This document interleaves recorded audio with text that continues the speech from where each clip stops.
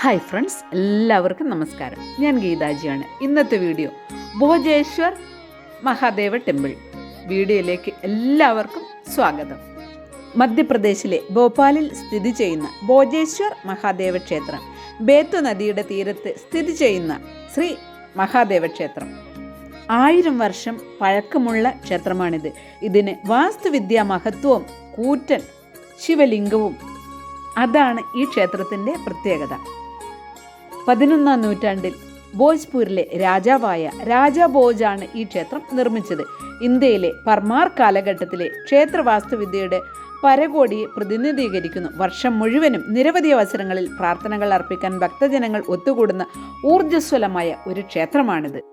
ഇവിടെ ക്ഷേത്ര ദർശനത്തിന് പറ്റിയ സമയം എന്ന് പറയുന്നത് സെപ്റ്റംബർ മാസം മുതൽ മാർച്ച് മാസം വരെയാണ്.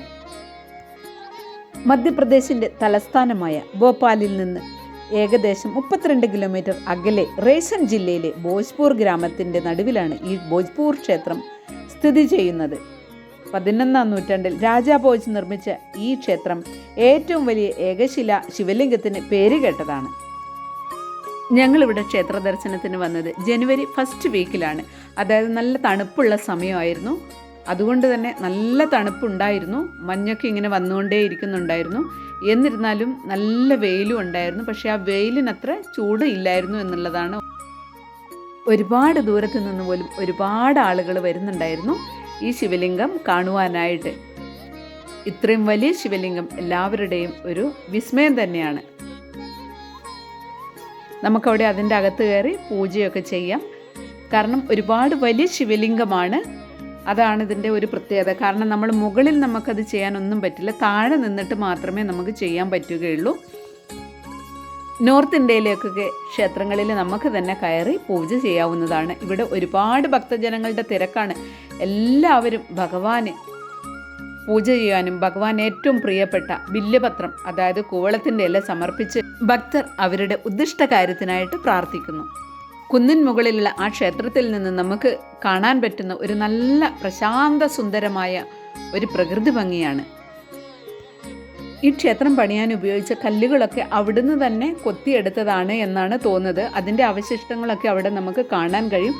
അതായത് വീണ്ടും ക്ഷേത്രം പണിയാൻ ആവശ്യമായ കല്ലുകളും അതൊക്കെ അവിടെ കാണുന്നുണ്ട്. അവിടെയുള്ള ജനങ്ങൾ ഇങ്ങനെയാണ് പറഞ്ഞത്, അതായത് അവിടെയുള്ള ലോക്കൽ ജനങ്ങൾ ഇങ്ങനെയാണ് പറഞ്ഞത്, ഒരു രാത്രി കൊണ്ട് രാജാവ് ഉണ്ടാക്കിയതാണത്രേ ഈ ക്ഷേത്രം.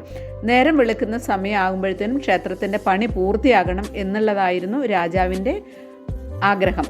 അപ്പോൾ നേരം വെളുക്കുന്ന സമയമാകുമ്പോഴത്തേനും ഇത്രയും മാത്രമേ ക്ഷേത്രത്തിൻ്റെ പണി പൂർത്തിയാക്കുവാൻ സാധിച്ചിരുന്നുള്ളൂ. അതുകൊണ്ടാണ് ഈ ക്ഷേത്രം ഇന്നും അപൂർണാവസ്ഥയിൽ സ്ഥിതി ചെയ്യുന്നത്.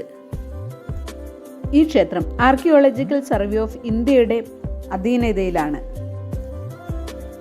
ക്ഷേത്രത്തിൻ്റെ മുന്നിലായിട്ട് നന്ദിസ്വാമി ഇരിക്കുന്ന ഒരു ചെറിയൊരു ക്ഷേത്രം കാണാം നമുക്ക്.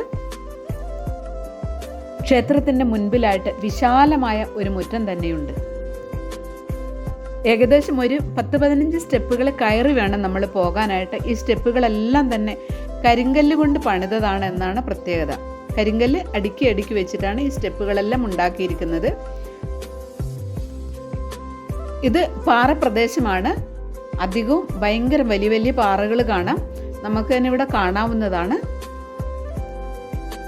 സ്കൂളുകൾക്കൊക്കെ അവധി ദിവസമായതുകൊണ്ട് ഒന്നുകൂടെ ഭയങ്കര തിരക്കായിരുന്നു ഇവിടെ. കാരണം നമുക്കിരുന്ന് പ്രാർത്ഥിക്കുകയും ചെയ്യാം, അതോടൊപ്പം പ്രകൃതി ഭംഗി ആസ്വദിക്കുകയും ചെയ്യാം.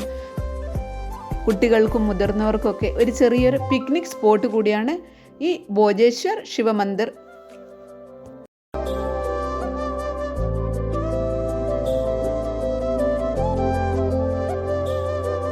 ഭോജേശ്വർ ശിവക്ഷേത്രവും പ്രകൃതി ഭംഗിയും നിങ്ങൾക്ക് ഇഷ്ടപ്പെട്ട് കാണുമല്ലോ. വളരെ മനോഹരമായ പ്രകൃതി ഭംഗിയാണ് ഇവിടെ.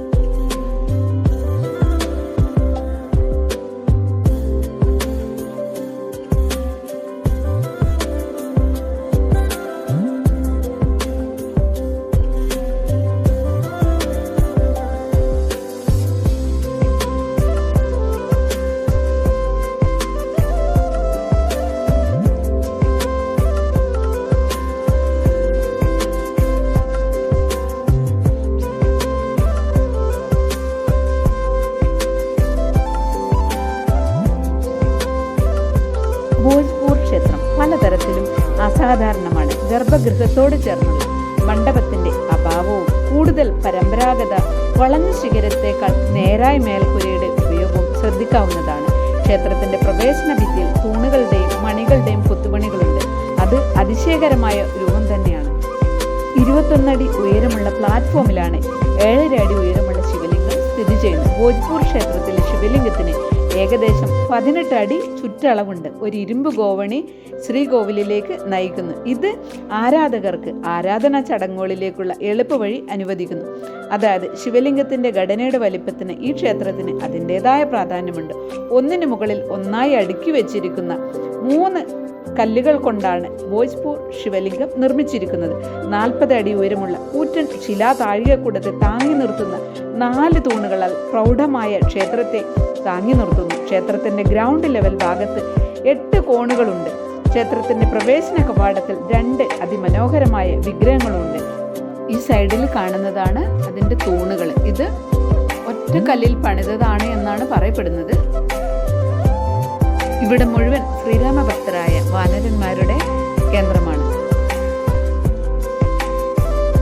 ഇവിടെ വന്ന് പൂജകളും അർച്ചനകളും നടത്തിയതിനു ശേഷം അവരുടെ ഉദ്ദിഷ്ട കാര്യത്തിനായിട്ട് ഭഗവാന്റെ 2ാമത്തെ നിലയിലേക്കുള്ള ആ സ്ഥലത്തേക്ക് അവർ പൂക്കൾ എറിയുകയാണ്. അത് അവിടെ വീണ് കഴിഞ്ഞാൽ അവരുടെ ആഗ്രഹം നടക്കും എന്നാണ് അവർ പറയുന്നത്.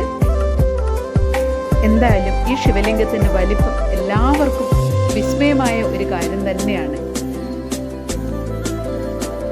നോർത്തിലേക്കുള്ള ക്ഷേത്രങ്ങളിലേക്ക് വരുമ്പോൾ നമുക്ക്, അതായത് പുരുഷന്മാർക്ക് ഷർട്ട് ഇടാവുന്നതാണ്. എന്നിരുന്നാലും ജ്യോതിർലിംഗ ക്ഷേത്രമായ കാശി, ഉജ്ജയിൻ അങ്ങനെയുള്ള ക്ഷേത്രങ്ങളിലൊന്നും തന്നെ ഗർഭഗൃഹത്തിൻ്റെ അകത്ത് പൂജ ചെയ്യുന്ന പൂജാരികൾ ഷർട്ട് ധരിച്ചതായിട്ട് ഞാൻ കണ്ടിട്ടില്ല. ഒറ്റക്കല്ലിൽ തീർത്ത ഈ ക്ഷേത്രത്തിലെ തൂണുകളുടെ കൊത്തുപണികൾ വളരെ വിസ്മയം തന്നെയാണ്.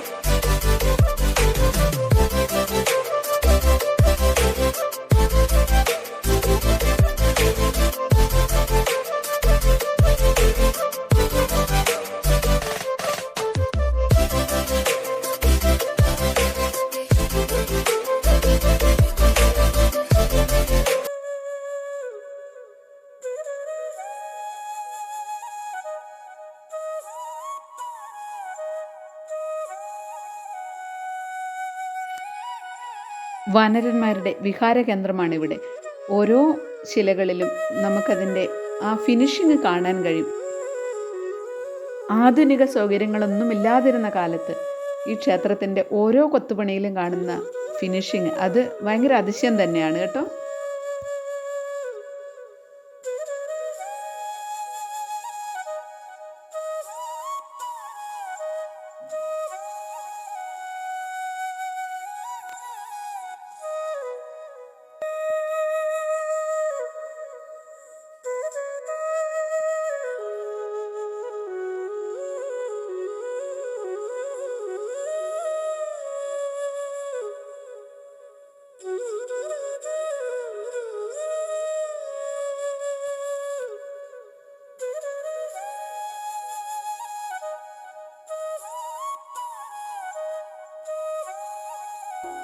ഞങ്ങൾ ഉച്ചഭക്ഷണം കൊണ്ടുപോയിരുന്നു. അതവിടെ ഇരുന്ന് കഴിച്ചു, എല്ലാം കണ്ടു.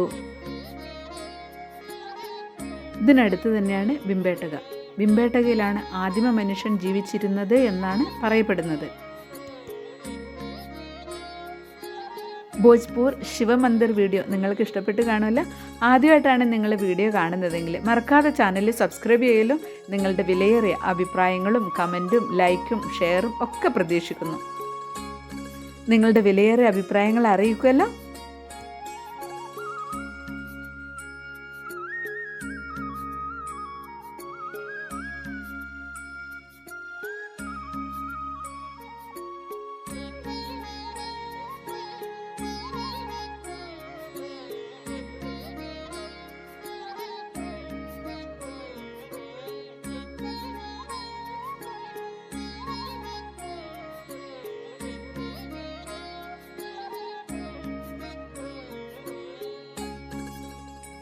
ഹര ഹര മഹാദേവ്.